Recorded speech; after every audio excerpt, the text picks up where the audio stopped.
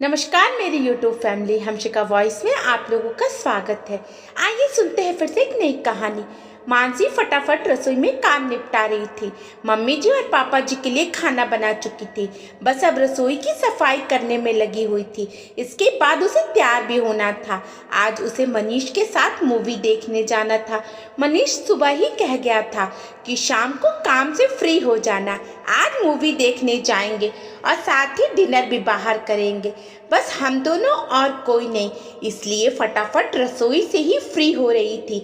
मन में उमंग थी कि आज पति के साथ अकेले मूवी देखने जाऊंगी और डिनर भी बाहर करूंगी, लेकिन साथ ही साथ एक डर भी था, कहीं लास्ट मोमेंट पर सासू माँ मना ना कर दे।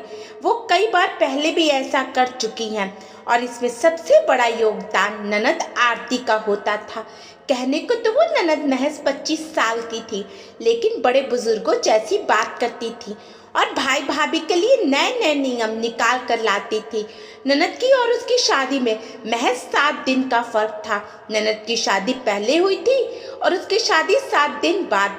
खुद तो सारे मजे लेती थी जिंदगी के, लेकिन भाई भाभी के लिए नए नए नियम निकाल कर लाती थी। कितने अरमान थे शादी के बाद पति के साथ बाहर घूमने जाएगी।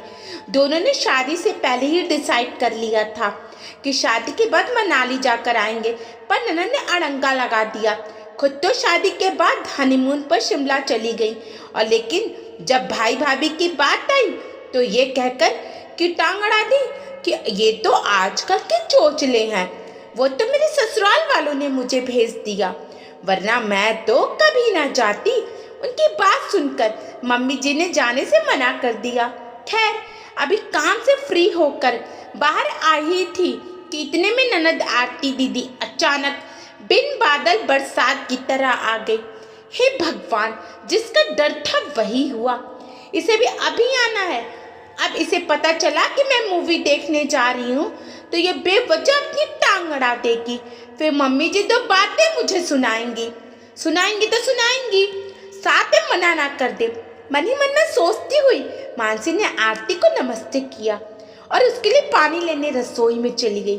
अभी पानी लाकर परोसा ही था कि आरती ने कहा, भाभी मैंने सुना है कि मूवी देखने जा रहे हो।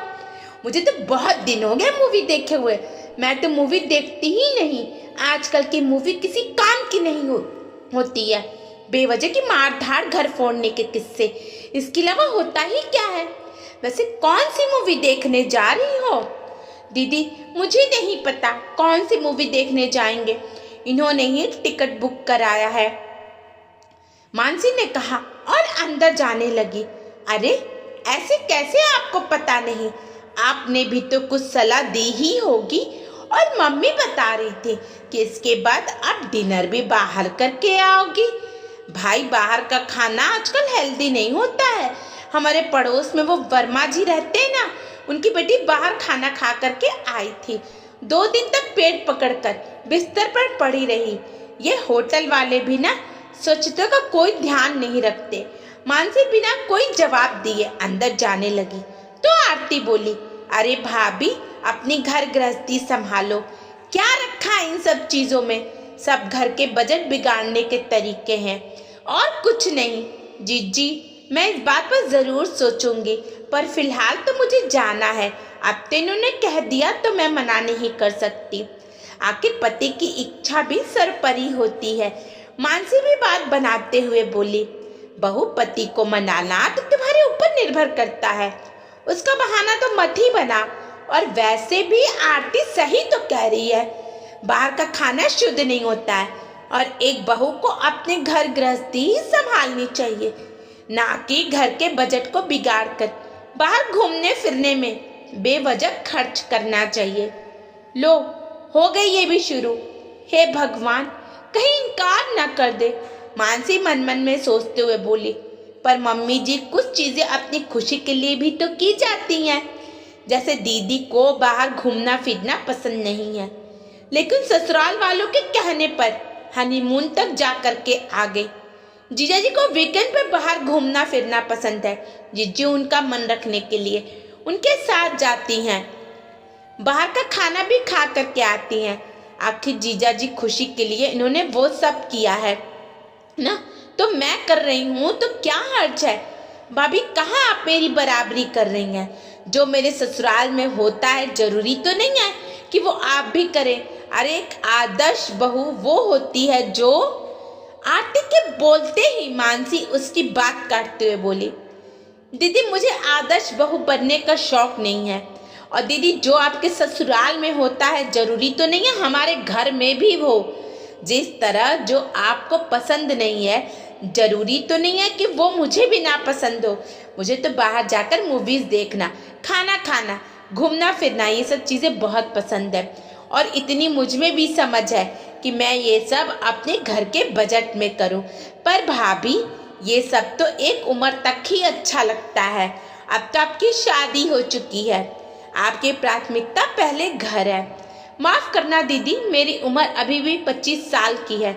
आपकी और मेरी उम्र में फ़र्क नहीं है, पर फ़र्क बस इतना है कि आप उम्र से पहले बूढ़ी हो चुकी हैं और मुझे अभी बूढ़े होने का शौक़ नहीं है। मुझे मूवीज़ इतनी पसंद है कि मैं 60-70 की भी हो जाऊंगी तो भी मूवी देखने ज़रूर जाऊंगी, क्योंकि मेरे लिए उम्र एक नंबर है और कुछ नहीं। ननद भाभी में बढ़ती बहस को देखकर सासू माँ बीच में ही बोली कि बहू बस कर, तुझे जाना नहीं है क्या, जा जाकर तैयार हो। और आरती ये दोनों मूवी देखने ही तो जा रहे हैं, क्यों बेवजह बहस कर रही है। सासू माँ के कहते ही मासी तैयार होने चली गई। पीछे से आरती बोली, क्या मम्मी आप भाभी को रोक नहीं सकती थी, उल्टा मुझे ही उनके सामने कह रही हो। बेटा बहस को बढ़ावा क्यों दे रही है। आज वो आमने सामने हो रही थी, कल को मुंह तोड़ कर कई बात करेगी। तू तो ससुराल चली जाएगी, बेवजह मेरे घर की शांति भंग हो जाएगी। बेहतर ये है कि हमारे घर में शांति रहने दे। आखिर सासू माँ के समझाने पर आरती चुप हो गई। बहुत सीख वाली कहानी है दोस्तों। आपको ये कहानी कैसी लगी? अगर अच्छी लगी तो लाइक कमेंट शेयर कीजिएगा और चैनल पर नहीं है तो चैनल को सब्सक्राइब कीजिएगा। राधे कृष्णा।